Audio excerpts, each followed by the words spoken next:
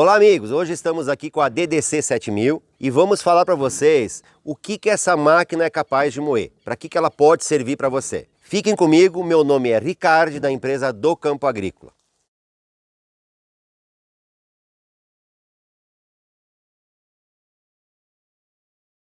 Bom, nós vamos passar aqui aos poucos, para vocês verem ela funcionando, várias coisas que a gente vai passar. Nós vamos passar capiaçu, o camerão, que é conhecido em alguns lugares por mombaça, milho, capim roxo, nós vamos ter cana, nós vamos ter um capiaçu mais jovem, que é para servir no coxo.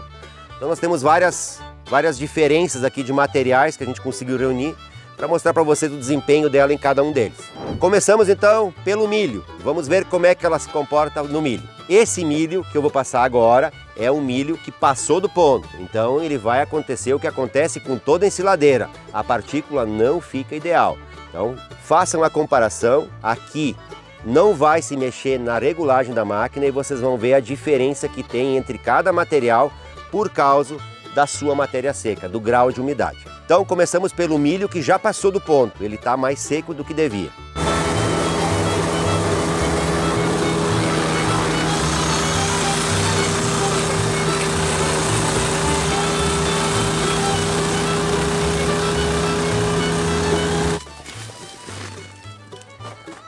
Bom gente, aqui vocês vão ter então uma noção como é que acontece quando nós temos essa situação. Veja que as palhas, elas passam inteiras. E aqui o corte está normal, ó. Corte normalzinho, em torno de 4 milímetros, um pouco mais. Mas a palha, quando tu tem um milho passado, veja que a palha está seca, vai acontecer isso. Isso é normal, isso não é tua ensiladeira que tem problema. Essa ensiladeira aqui é nova, perfeitamente regulada. Vocês vão ver quando eu cortar outros itens, vocês vão ver como ela vai mudar de item para item sem mexer em nada. Amigos, capim roxo. Muitos lugares têm, né, uma espécie também do capim elefante, da mesma família do mombaça, né? Ele é um capim, né, que tem uma cor roxa, né? Ele tem o pelinho, né, que incomoda, pinica, né? Diferente do capiaçu. O capiaçu nós vamos conversar daqui a pouco. Esse capim aqui a gente colheu ontem, né? Não deu para colher hoje, então colhemos na data de ontem para preparar todos os capins. Então ele está com um dia de murcha, tá? O ideal para esse tipo de capim é picar na hora, não deve fazer murcha porque ele já tem uma matéria seca ideal. Então ele está um pouquinho mais seco do que devia. Vamos fazer o teste então do capim roxo.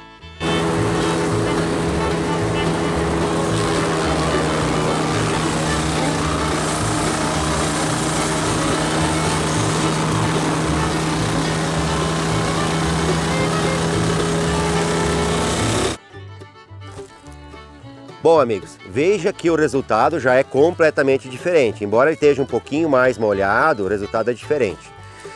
Muita gente acha, como é que eu sei se ele está mais seco ou mais molhado? O normal, tá?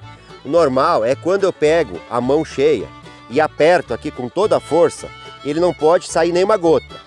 E deve umedecer minha mão. Aqui quase não umedece mais, porque ele já está mais seco do que devia. Isso vale para todos os tipos de cultivares que você vai trabalhar. Não pode pingar. Então capim roxo aprovado, perfeito. Uma silagem de extrema qualidade para servir o animal, para ter um aproveitamento nutricional perfeito. Vamos ao próximo capim. Bom amigos, esse aqui, ele é da família do camerão, ele é da família do capiaçu, capim elefante, capim roxo, mesma família. Existe no mercado brasileiro, infelizmente, gente vendendo esse capim aqui como um capim que fosse o capiaçu. Vou tentar mostrar para vocês a altura aqui, ó. Tá?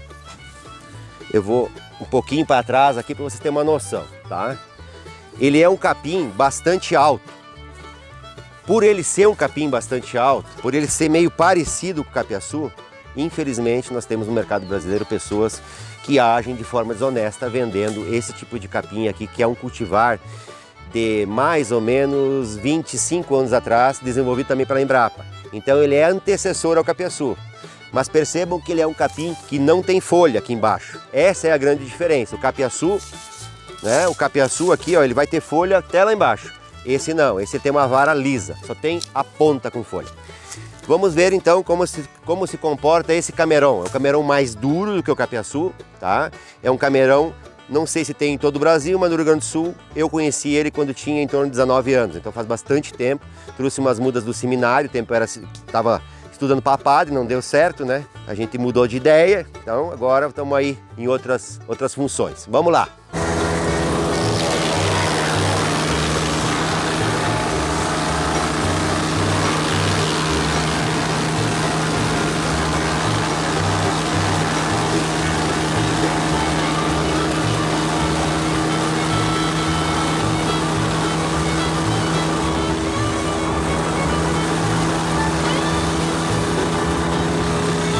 Observem que também, no caso do roxo, esse aqui também colhemos ontem, então ele também está um pouquinho mais seco que o normal, tá? Então esses são tipos de capim que não se faz a murcha ou eliminar um pouco da umidade, a gente faz isso apenas com o capiaçu, que é muita água.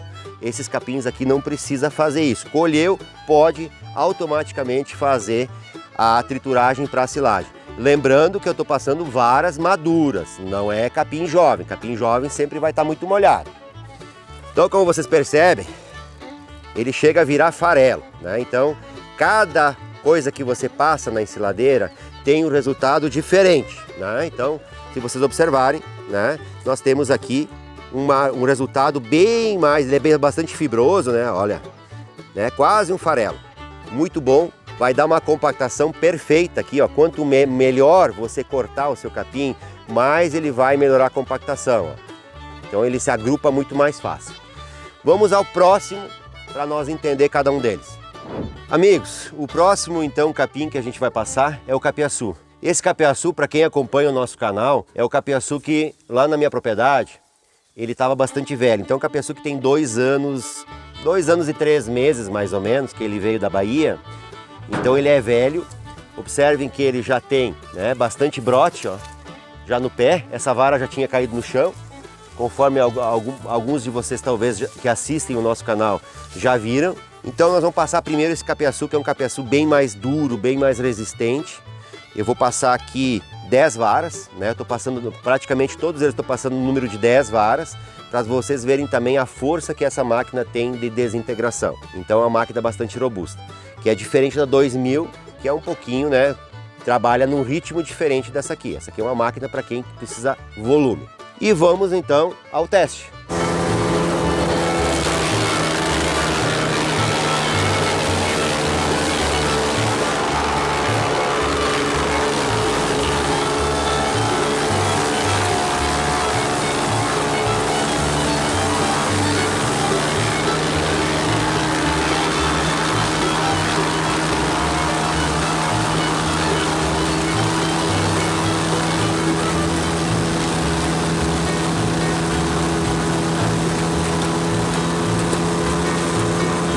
Bom, gente, para quem não entendeu, talvez a gente use esse anteparo aqui, que é bastante útil. Depois a gente também, em alguns vídeos, vai usar junto com a enfardadeira, justamente para o vento não levar o seu material para longe. Nós estamos num lugar que tem um pouco de vento agora, mas costuma ventar bastante.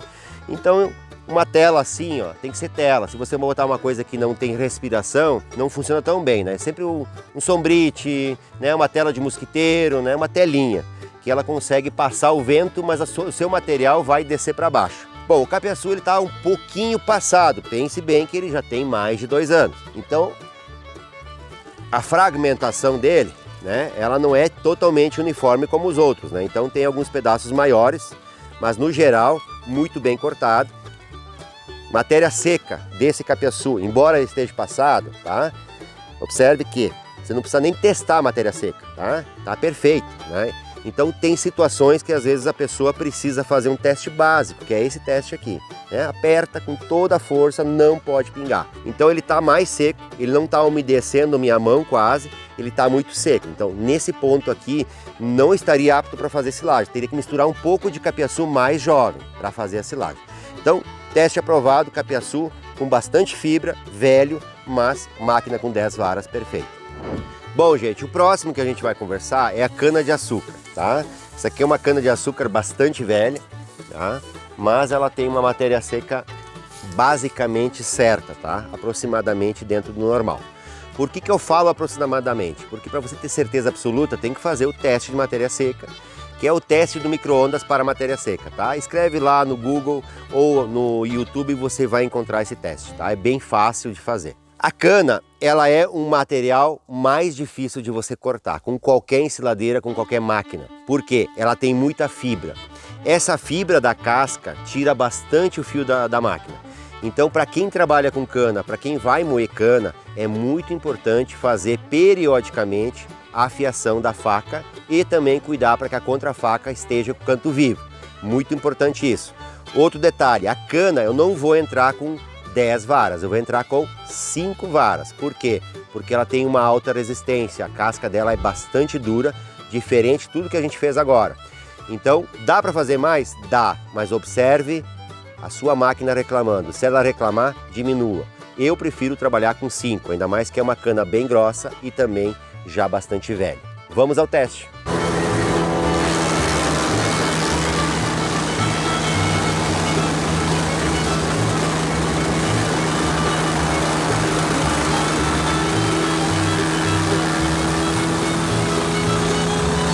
Então, amigos, vocês viram que passou com extrema facilidade 5 varas. Então você precisa ouvir a máquina, prestar atenção nela e você pode aumentar ou diminuir. Aqui no caso eu já pularia para 7 varas e observaria. Se com 7 estaria bom ainda, aumenta um pouquinho. Quando você vê que chegou no limite, a máquina mudou o som, apanhou um pouquinho, aí você diminui, tá? Você diminui e você chegou no número certo. Então você tem que conversar com o seu produto, com a sua máquina. Ela é sua amiga se você cuidar bem dela. Se você não cuidar bem de judiar dela, ela vai deixar você na mão. Então vocês viram que ela trabalhou perfeitamente com 5 varas, mesmo sendo velhas, e parece que sobrou bastante motor aqui, bastante força. Então você vai adequar a situação na sua propriedade. Então muda, tudo muda na vida. A cana fica assim. Perfeita, maravilhosa, muito bem cortada. Porém, como expliquei antes para vocês, cuidar com a afiação da máquina. Isso aqui é uma faca bem afiada, nova, contra a faca no ponto. Então você tem perfeito, quase uma ração. Isso aqui dá uma compactação perfeita. Grau de umidade, mais uma vez, tá? O teste básico, isso não é um teste definitivo, mas básico.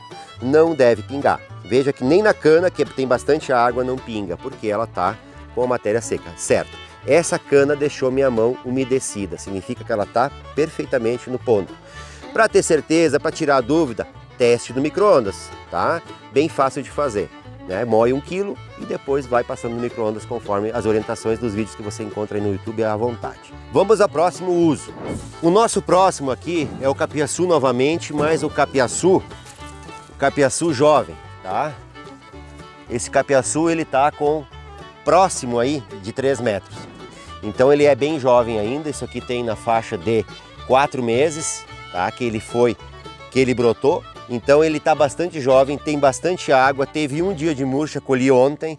Então ele provavelmente vai estar fora do ponto. Isso aqui a gente usa para dar no coxo, quando você tem normalmente 90 dias de rebrota. Nesse caso aqui não é rebrota, é plantio. Então ele tem um pouco mais. Ele vai trazer uma matéria seca menor, mais água, e não está apto para tu fazer silagem. Dá para fazer? Dá, mas tem que fazer correção dessa matéria seca com algum outro material. Por exemplo, passando aquele milho, o milho, por exemplo, que já passou do ponto, alguma coisa que esteja mais seca. Fazendo a correção com algum tipo de farelo, tá? Que eu vou explicar depois.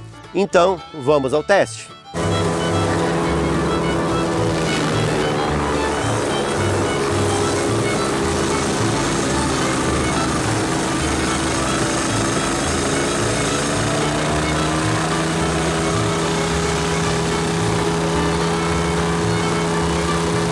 Bom, aqui nós temos uma grande diferença já no comportamento da máquina. 10 varas, ela começou a dizer que é demais, porque ele tem bastante água, então ele acaba criando uma papa lá dentro que vai freando as facas. Observe aqui também, ó, que ele de tão molhado ele grudou aqui já, ó, né? Ele começou a grudar aqui em cima.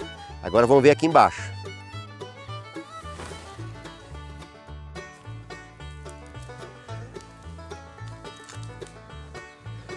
Tá bem cortado, porém tá fora do ponto, né? Não tem como fazer silagem, ele vai apodrecer dentro do saco e não vai dar silagem. Então é importante ter a matéria seca certa. Isso aqui é apodrecimento se você fizer assim. Dá para fazer assim? Dá, mas você tem que corrigir isso aqui para chegar na matéria seca ideal. E aí você pode corrigir, por exemplo, com fubá, né? Milho quebrado, farelo, xerenque, depende da sua região, vai mudar os nomes. Casca de soja, casquinha de soja, tem vários itens que você pode usar para fazer a correção aqui, quando o item é mais seco e você vai fazer a correção. Também vai agregar valor, que também é muito importante para o capiaçu. Mas isso aqui não tem como fazer silagem, olha aqui, ó. Teste básico, você já sabe que não dá, né? Então não tem como. Dá para servir no coxo perfeitamente, vai ter uma proteína melhor até do ponto da silagem, mas não pode fazer silagem, vai apodrecer se você não corrigir a umidade desse capiaçu. Bom, amigos, vou passar para vocês então o último caso, porque a gente assim não tem uma disponibilidade ampla. Nós temos aqui na região algumas coisas nessa época e o que a gente conseguiu reunir, então a gente colocou.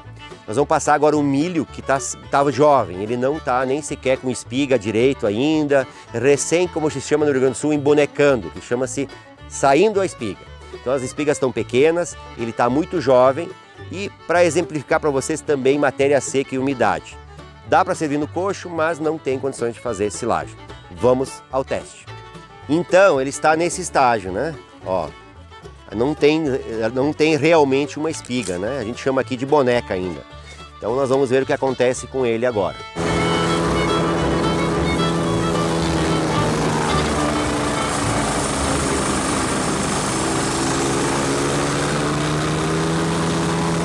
Bom, mais uma vez, eu acho que no vídeo dá para perceber o áudio que você viu que a máquina mudou o som dos outros. Por quê?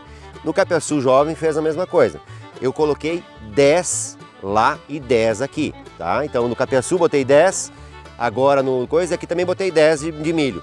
Porque tem muita umidade, aconteceu a mesma coisa. Ela já pediu água, né? Pediu, ó, tá demais. Aqui nós temos a mesma situação, um corte perfeito, uma silagem, ó, de extrema qualidade no corte, porém, essa aqui não serve para silagem, serve só para o coxo, né? Mesma situação. Ó, ele tá molhadinho, olha a mão como fica, né? Então, não tem condições, por isso que o milho tem que estar no ponto para você fazer silagem. Isso aqui só serve para você picar para dar no coxo, para melhorar a digestão do seu animal. Gente, os testes aqui foram feitos todos com o corte de 4 milímetros. Claro que cada um deles tem um desenvolvimento diferente de acordo com o grau de umidade, resistência de fibra. Então é a mesma coisa que me perguntarem peso. O peso muda porque tem mais água ou menos água. Para quem não entende o que é matéria seca é o que não é água. O que você tem daquele produto que não é água. Então se você tem 20% de matéria seca, significa que 80% daquele produto é água. Você tirando a água, vai sobrar 20% de alimento para o seu animal. Então você achar que vai ter mais volume, você achar que consegue colher ele mais jovem, às vezes é prejuízo, porque você vai ter menos matéria seca, menos alimento. Porque a água é água, não é alimento. Então, meus amigos, vocês viram como a máquina procede em várias situações diferentes. Assim é o nosso país.